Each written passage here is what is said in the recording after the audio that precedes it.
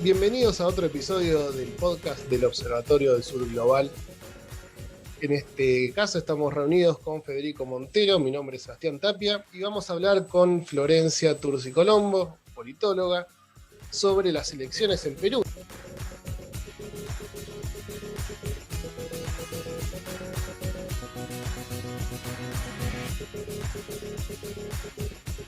Florencia, ¿cómo estás?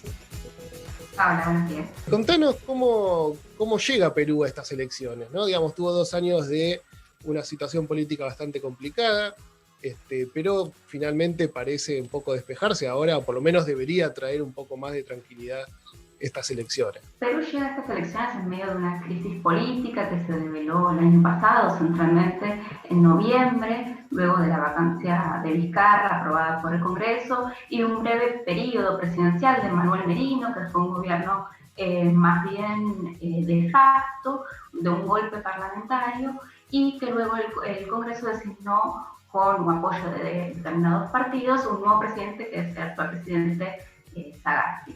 Bueno, esa crisis política llega y tiene un antecedente también, que podría ser todo el último periodo presidencial, en donde hubo 4 presidentes distintos. El primero fue Kuczynski, que también terminó renunciando por un escándalo de corrupción. Luego vino Vizcarra, luego estuvo ese paso de Merino, que duró 5 días en la presidencia, desde el gobierno ilegítimo. Luego hubo 24 horas en las que el Perú no tuvo un presidente, en el cual el Congreso tuvo que decidir hacia las apuradas y armar una nueva coalición de gobierno, que fue el actual presidente Sagasti. Bueno, todos estos cambios en la presidencia que hubo en el último periodo, los últimos 5 años, marcan un poco esa crisis política en una tensión entre el Ejecutivo y el Legislativo por distintas posiciones de poder, en donde había 2 facciones de la derecha, una la que encabezaba el Ejecutivo, primero por Kuczynski y después por Vizcarra, y otra facción en el Congreso, la facción fujimorista, que impedía de cierta manera esa buena relación entre Ejecutivo y Legislativo. Bueno, esa situación política hoy en día podríamos decir que con la llegada de Sagasti está más atenuada, y luego de esas grandes movilizaciones que se dieron entre noviembre y diciembre en Perú. El clima está más estable, sobre todo porque está atravesando una fuerte segunda ola de contagios del coronavirus. Eso también provoca que las movilizaciones hayan bajado, y sin embargo esa crisis sanitaria también marca un poco la mala gestión que hubo en el último gobierno con la pandemia. Bien, Florencia, tengo una consulta porque describiste así muy sucintamente y en una síntesis apretada todo lo que fue el desarrollo de una crisis política muy importante en Perú. Y la pregunta sería, bueno, después de toda esa crisis, reacomodamientos de gobierno, ¿cómo queda ahora, cómo se plantea ahora el escenario? ¿Cómo se reagrupan los actores? ¿Cómo se reagrupan las propuestas? Si es que se pueden identificar los actores en base a propuestas o a tendencias de carácter ideológico, o todavía estamos en un momento previo donde todavía no es tan claro cómo se va perfilando la oferta electoral y los actores de cara a las presidenciales. Hay un total de 19 candidatos a la presidencia, es decir, hay un montón de candidatos, candidatas. De ellos, las últimas encuestas remarcan que hay 4 con más chances. Uno de ellos, el cual ya desde el año pasado se presentaba como el mayor referente o el que tenía mayor intención de votos, que es George Forsyth. Él representa un sector, podríamos decir, de derecha, de centro derecha, es en realidad futbolista, exfutbolista, que fue alcalde de una región. Bueno, él es el que tiene mayor intención de voto, pero que no alcanza el 15% en esa intención de voto. Y que incluso las encuestas señalan que el 20% de los encuestados que aún no han decidido a quién votar. Es decir, no se sabe todavía a quién votar, y me parece que ese es el mayor punto fuerte que señalan las encuestas, y que lo más probable es que va a haber una segunda vuelta electoral, ya que ningún candidato proyecta una intención de voto de mayor del 50%. Luego de Forsyth le siguen tres principales candidatos, algunos más conocidos, entre ellos Keiko Fujimori, también Verónica Mendoza y Johnny Lescano. Ellos tres tienen el 7, 8 y el 9% en intención de voto. Es decir, tienen porcentajes muy bajos, ninguno llegaría al 50% y la mayor parte de la población aún no decidió a quién votar. Lo que se señala respecto a estos candidatos y en relación con las anteriores elecciones presidenciales es que son candidatos relativamente nuevos, es decir, no tienen tanta trayectoria política. Muchos hablan de candidatos del siglo XXI y que se han dejado atrás esos candidatos tradicionales del siglo XX. La mayoría de esos candidatos están siendo procesados o tienen condenas por corrupción o están siendo investigados, ¿no? Algunos de ellos, por ejemplo, Alejandro Toledo o Alan García, que eran candidatos que veíamos en las últimas elecciones presidenciales que siempre se presentaban, aunque no lograban un buen porcentaje de votos, pero eran candidatos reconocidos y que habían tenido periodos presidenciales antes. Bueno, ninguno de estos candidatos tiene experiencia previa en la presidencia, sin embargo, algunos sí tienen mayor trayectoria, como es el caso de Johnny Lescano, que ya tiene 4 periodos como congresista, es decir, de todos es el de los más grandes, digo, de esos 4 que señalé como los que tienen mayor intención de voto, tiene 60 y algo de años, el resto tienen 40, por lo cual es el que mayor experiencia tiene. Y sin embargo son vistos como candidatos nuevos, algunos no son tan conocidos en todos lados, pero que representan por ahí esto que se llama como una nueva generación, una nueva forma de hacer política, y que están en centro de escena unos nuevos debates, podríamos decir, entre ellos el debate por una nueva constitución que también aparece presente, la agenda de género que también aparece presente y, por ejemplo, la violencia policial, que es algo que apareció también en las movilizaciones del año pasado como un nuevo tema de agenda. Bueno, también la corrupción, que ya tiene más tiempo en la escena pública como uno de los temas, y sin embargo, me parece que es el tema más problemático de abordar y que ningún candidato logró bien cómo abordar este tema. Entonces, lo que se dice es que se terminó un ciclo respecto a una forma de hacer política, que era esta forma por ahí más tradicional, y que aparece una nueva generación que trata de hacerse eco de esas movilizaciones del año pasado, de esa juventud que reclamaba una nueva forma de hacer política. Y que sobre todo esto marca que hay un fuerte rechazo a la política esa que podríamos llamar tradicional y que sobre todo se asienta en el Congreso. El 80% de la población rechaza al actual Congreso del Perú, por lo cual esto marca un poco ese descrédito que tiene hoy en día la política.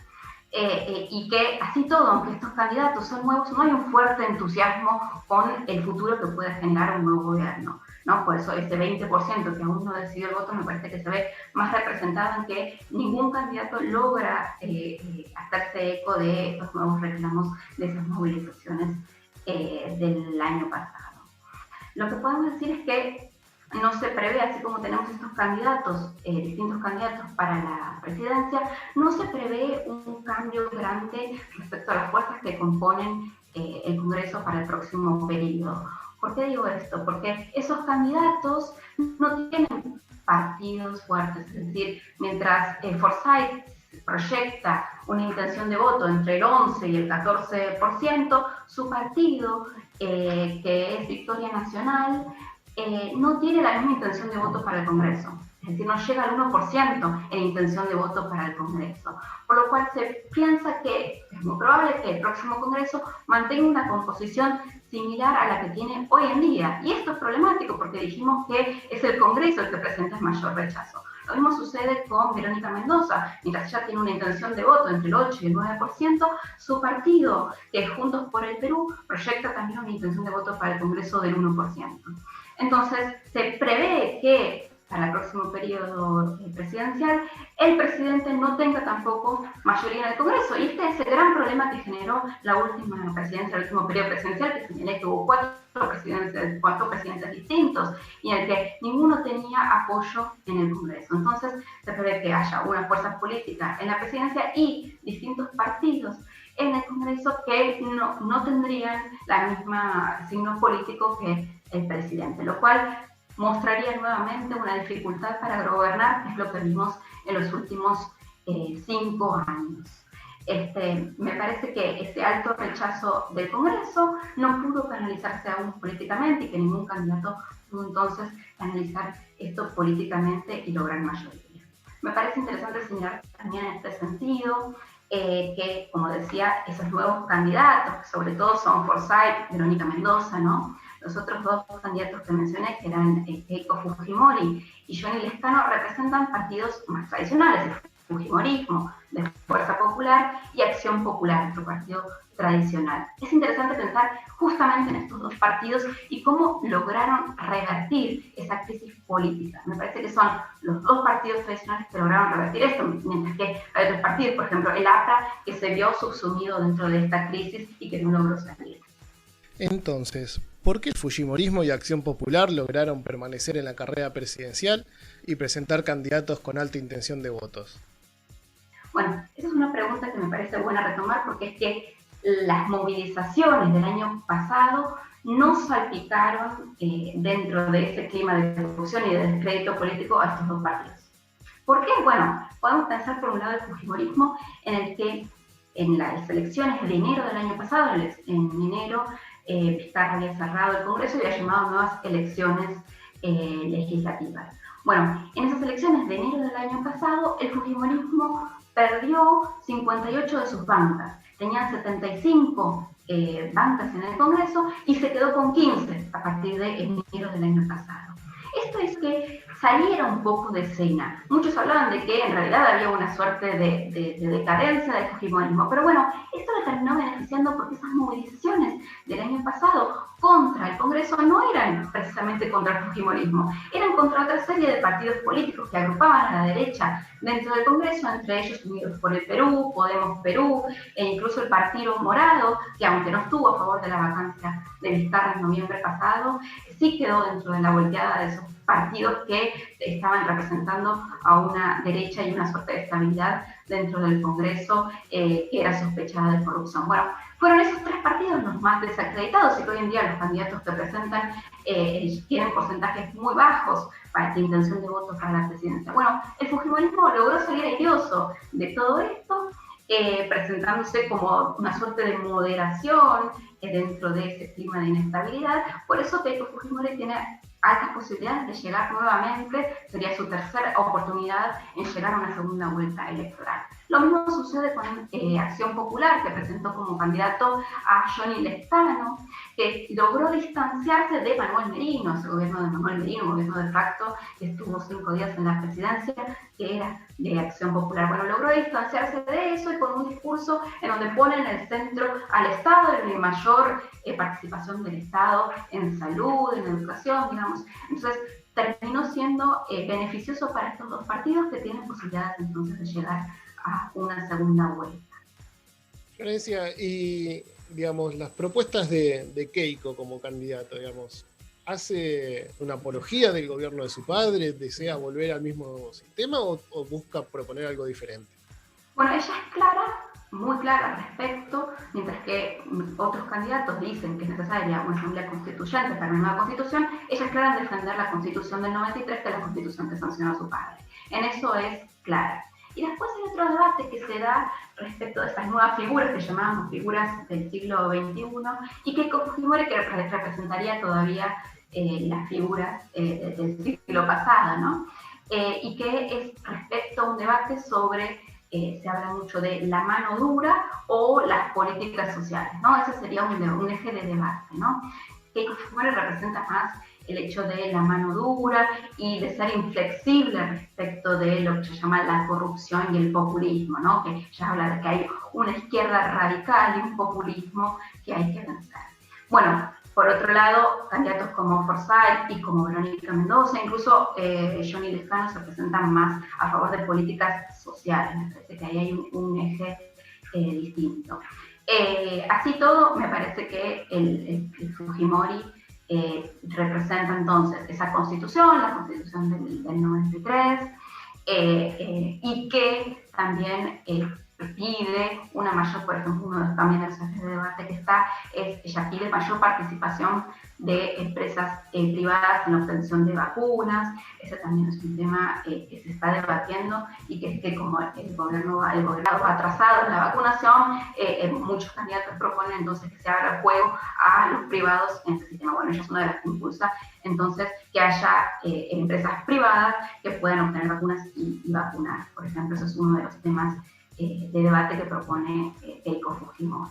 Sí, pensando en lo que planteaba Florencia y en esto de Keiko, se me ocurre que también ella representa otra cosa, porque vos bien describías una crisis de representación política, de una forma de hacer política vinculada con lo parlamentario, con partidos que no tienen un fuerte arraigo, que dependen de liderazgos, que ahora se renuevan a partir de las nuevas demandas que irrumpieron, sobre todo a partir de la segunda década del siglo XXI, que tienen que ver con el tema del ambientalismo, un cierto abordaje de la cuestión de género, mucho énfasis en las nuevas tecnologías, ¿no? Las nuevas formas de comunicación, intentando representar demandas juveniles. Pero esa es una política, digamos, que transcurre en un nivel, digamos, parlamentario, que intenta renovarse a partir de estas nuevas demandas, pero que no plantea una forma identitaria fuerte. Y me parece que en Perú el fujimorismo, con todas sus críticas que se le pueden hacer por el modo, digamos, autoritario de gobierno del propio Fujimori y la herencia que eso tiene, representa, digamos, decodificado en los términos de la política de la segunda década del siglo XXI, digamos, estas formas autoritarias a lo Trump, etcétera, que son también una expresión digamos, son como el correlato, la contracara de esa política parlamentaria medio light, medio soft, de partidos que no son importantes, que son líderes a partir de demandas medio blandas, y entonces, como contrapartida a eso, para resolver el problema de la crisis de representación, aparecen estas otras fuerzas de carácter más autoritarias, que alguna literatura diría populistas o populistas de derecha. Hay toda una discusión alrededor de si les cabe o no ese término. Y la pregunta sería, y esto lo digo porque lo hemos visto también en las recientes elecciones en Ecuador, digamos, ¿no? Donde aparece el correísmo, aparecen fuerzas que intentan renovarse de carácter más tradicionales, y también han aparecido nuevas expresiones de estas nuevas demandas, muy vinculadas con el tema de las nuevas demandas, de la apelación a los jóvenes, etc. Y la pregunta es, sobre todo en el escenario de Perú, donde no se vio la irrupción durante el comienzo del siglo XXI de un proceso de carácter más popular, que rediscutiera, digamos, que uniera la demanda de renovación política con una agenda popular de ciertas transformaciones estructurales. Para los que no conocemos tanto la política en Perú, si Verónica Mendoza o su sector realmente representan eso, o si es simplemente una falsa analogía que nosotros trasladamos desde los escenarios que conocemos al escenario en Perú. ¿Cómo lo ves vos? Lo que veo es que hay una lógica especial en Perú respecto a lo que podría ser el cambio y la estabilidad, ¿no? Se entiende por ello algo específico y distinto, ¿no?, que en otros países de América Latina. Mientras que podemos ver que de elección a elección hay un constante cambio de figuras políticas, incluso esto que yo mencionaba, de que hay candidatos nuevos de este siglo, ¿no? Hay una estabilidad respecto de las macropolíticas aplicadas y respecto de la forma de hacer política y de gobernar. Entonces, esta lógica marca que, por un lado, mientras la gente suele preferir, ¿no?, los votantes suelen preferir a candidatos nuevos y que representan una idea de cambio en las elecciones, a la hora de gobernar, estos distintos candidatos han mostrado ser una continuidad del mismo modelo y del mismo proyecto. Dentro de esa pregunta que vos hacías, esa lógica especial del cambio y de la estabilidad que se da en Perú, habría que pensar entonces cómo esos distintos candidatos que hoy en día aspiran a la presidencia se ubican dentro de esta política. Es decir, todos representarían de cierta manera un cambio. En primer lugar, porque no existe la reelección consecutiva, entonces nunca un presidente puede volver a presentarse en una elección inmediata, por lo cual toda figura representaría un cambio respecto de la gestión actual. Ahora bien, ¿cuál de esas figuras representan un cambio profundo? Es decir, en esa estabilidad de ese modelo que años tras años, es decir, desde el fujimorismo hasta ahora continúa vigente, bueno, ¿cuáles representarían entonces ese cambio profundo? Sin duda es que Keiko Fujimori es clara a decir, yo quiero mantener la misma constitución. Ahora bien, esa idea de mantener esa misma constitución, por ahí no es un problema social, digamos, en el sentido de que vos señalabas bien cómo el fujimorismo logra mantenerse con esa intención de voto desde el último gobierno de Fujimori, es decir, desde la vacancia de Fujimori en el 2000 hasta ahora, sigue teniendo un apoyo electoral que no va perdiendo otras elecciones. Entonces, eso marca que hay algo que logra capitalizar políticamente el fujimorismo que no logra ningún otro partido, ningún otro sector. Y que tiene que ver entonces con esta misma lógica, creo yo, del cambio de la estabilidad. Hay una estabilidad de fondo que representa el fujimorismo, que es mantener esa misma constitución, mantener esa misma política macro, ¿no? Que tiene que ver con el neoliberalismo y la estabilidad de ese sistema, pero además presentarse como algo que tiene apoyo popular. Hay ciertas medidas del fujimorismo que son medidas como exitosas y que tiene que ver entonces con una estabilidad y un supuesto crecimiento económico que había logrado Fujimori durante su gobierno. Bueno, esta lógica entonces es a partir de la cual el fujimorismo sin duda sale airoso.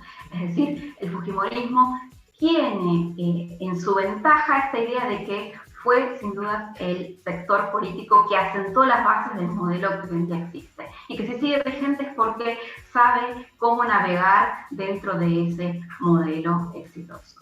Sin duda esto es muy difícil para las nuevas fuerzas políticas y para los candidatos sin duda de izquierda que son los más perjudicados dentro de esta lógica porque son englobados dentro del terrorismo de los años 80 y de la crisis entonces que se generó durante esos años con Sendero Luminoso y la disputa entonces y enfrentamiento entre el Estado y Sendero Luminoso. Bueno, dentro de todo esto, sin dudas, el sector de Verónica Mendoza tiene una fuerte pelea que dar, que es de reivindicarse como un progresismo que no es terrorista, y que es lo que más denuncia ese sector fujimorista, ¿no? Cuando Keiko Fujimori habla de mano dura con la izquierda y el populismo, claramente se refiere a eso. ¿Cómo se maneja entonces los sectores de izquierda respecto a esta idea del cambio y la estabilidad? Bueno, está difícil porque entonces si tienen que distanciarse de que son una izquierda armada, como le quiere tirar la derecha, tienen que mostrarse entonces con una lógica de estabilidad, pero sin duda su programa no muestra una estabilidad. De hecho, Verónica Mendoza propuso que junto con la elección del 11 de abril haya también una segunda urna por votar para una asamblea constituyente, es decir, una consulta popular, a ver si se quiere llamar una asamblea constituyente. Esto tuvo gran eco durante las movilizaciones del año pasado, en donde realmente se propuso esta idea. Bueno, esto fue tomando peso, fue perdiendo en realidad peso con el correr de los meses y de las semanas. Hay que ver qué tanta apoyo lograría Verónica Mendoza en su gobierno para proponer realmente una asamblea constituyente. Se tomó mucho el modelo de Chile para pensar esto. Sin embargo, la estabilidad que ha logrado en todos estos años, eso que identificamos con el fujimorismo, pero que excede al fujimorismo y que tiene que ver con toda la derecha del Perú, es muy fuerte. Y que las movilizaciones de noviembre del año pasado no lograron de verdad desarticular eso y que está claro que en el Congreso permanecen esos mismos sectores y que se proyecta que para el próximo Congreso esos mismos sectores políticos mantengan esas fracciones de poder dentro del Congreso. Y en este juego entre izquierda y derecha, ¿cómo entra George Forsyth? O sea, ¿qué representa? Porque al fin y al cabo es uno de los candidatos con más posibilidades. Tuvo problemas un poco con la candidatura, también en la justicia, digamos. ¿Cómo está su situación en esto? Forsyth se presenta como un candidato nuevo, de hecho su experiencia política es poca, por lo cual es de cierta manera el que logra aglutinar a cierto sector de la juventud. Sin embargo, muchos medios venden una imagen tal vez ridiculizada de Forsyth como un candidato que tiene propuestas ridículas. Por ejemplo, cuando tenían que llegar las vacunas, que llegaron hace 2 semanas, las vacunas de Sinopharm, no había un avión que los trajera. Y él propuso, bueno, ¿por qué es tan difícil conseguir un charter, ¿no? Cuando la selección peruana de fútbol sale a jugar, se contrata un charter y se los lleva y trae fácilmente. Bueno, este tipo de declaraciones hace que su imagen sea bastante graciosa, pero también consigue repercusión por eso, porque este tipo de declaraciones hace que tengan más repercusión mediática que otros candidatos, y sin duda es el candidato que más maneja esa juventud en las redes sociales, ¿no? Así todas sus propuestas se asimilan mucho, creo yo, a las propuestas de Keiko Fujimori. También habla mucho de la mano dura y de la inflexibilidad respecto de la corrupción. Me parece que ahí tenemos puntos en común. También tiene puntos que se asimilan a la agenda progresista, que es proponer el 6% del PBI destinado a educación, que es una propuesta también de Verónica Mendoza, por lo cual, mantiene un juego abierto, tanto por izquierda como por derecha. Podríamos categorizarlo como de derechas o como de centros, si se quiere. Sin embargo, es raro pensar en una presidencia de Forsyth. Por un lado, porque no tiene un partido fuerte que lo apoye. Como dije, no llega al 1% de intención de voto en el Congreso, y es más probable que termine aliándose con otros partidos y con otros sectores para lograr esa suerte de estabilidad que el Perú nos tiene acostumbrados. Es decir, en todo caso su gobierno será similar al último gobierno que hemos visto, en donde todo presidente tiene que terminar negociando con el Congreso para lograr esa estabilidad, y si no lo logra, el Congreso tiene las maniobras suficientes como para sacar a cualquier presidente y nombrar al que ellos quieran, que fue lo que sucedió el año pasado. Entonces, mientras eso no se cambie, la estabilidad seguirá de esa manera. Seguiremos teniendo gobiernos similares. Sin duda, la personaje que más representa ese cambio es el sector de Verónica Mendoza, pero también hay otros sectores, ¿no? Me parece que no es la única candidata por izquierda. También el Frente Amplio tiene su candidato que tampoco representa más del 2 o 3% de la intención de voto. Entonces, Forsyth tiene a su ventaja que aglutina a ese sector de la juventud que se movilizó el año pasado, pero que no hace eco de esos reclamos, sino que tiene una agenda más propia, que sus propuestas son un poco claras, hasta son, en cierta manera, un poco ridículas y absurdas, que de esta manera logra mantenerse en los medios y en escena, y se habla mucho de él, pero su intención de voto sigue siendo aún baja, ya que no llega al 15%. Florencia, te consulto sobre este candidato Forsyth, porque bueno, hace una semana se conoció la noticia de que lo excluían como candidato por un tema de declaración de ingresos, una cosa nimia, que no había declarado $4.000, una cosa así. Digamos, ¿vos esto lo ves como un tema normal que se va a resolver, o lo ves como un intento de exclusión de este candidato que está liderando las encuestas? Bueno, podríamos tomar como antecedente las elecciones presidenciales pasadas de 2016.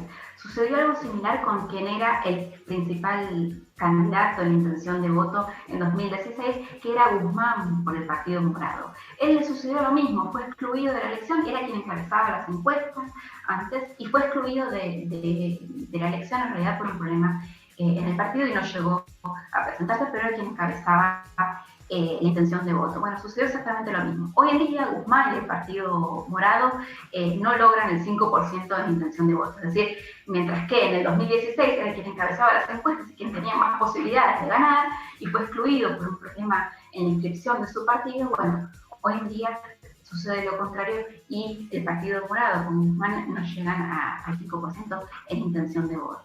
Bueno, podríamos decir que esto no es lo que pasa con Forsyth. Yo creo que su candidatura sí se va a permitir, que esto es algo que él puede todavía apelar y que han salido también otros escándalos en sus declaraciones. Por ejemplo, él había dicho que no tenía ninguna causa abierta y cuando en realidad sí tenía una causa por violencia familiar con su expareja. Bueno, me parece que son cuestiones que son apelables, por lo cual todavía su candidatura es posible. Pero si tomamos como antecedente este caso, bueno, pensando en lo que sucedió con Guzmán en la elección del 2016, tenemos un antecedente de que es probable que su candidatura, o incluso teniendo la mayor intención de votos, sea impedida. Y en ese caso, digamos, ¿eso beneficia a quién principalmente? ¿A Keiko? Sí, podríamos decir que en realidad, si pensamos en la candidatura de Forsyth como una candidatura que venía a cubrir cierta vacancia respecto de una intención de voto que buscaba esta idea de la mano dura, de llamar al orden en un contexto de crisis y de volver a esa estabilidad de un sistema, que es el sistema inaugurado por Fujimori. Bueno, sin duda, quien saldría mejor de esa no candidatura de Forsyth sería Keiko. Sin embargo, también hay que tener en cuenta este otro sector que tiene Forsyth, que es el llamado a una juventud y a ciertos sectores que buscan un cambio o una renovación en la clase política, y en ese sentido tal vez candidatos como Verónica Mendoza y como Johnny Lescano serían más beneficiados en esto. Bueno, Florencia, muchísimas gracias por pintarnos este panorama sobre Perú. Y bueno, vamos a estar al tanto de las elecciones. Son el 11 de abril, ¿no? Digamos, estas elecciones presidenciales. En un año donde Latinoamérica tiene mucho para elegir, ¿no? Así es. Estaremos atentos entonces a cómo se va dando el escenario.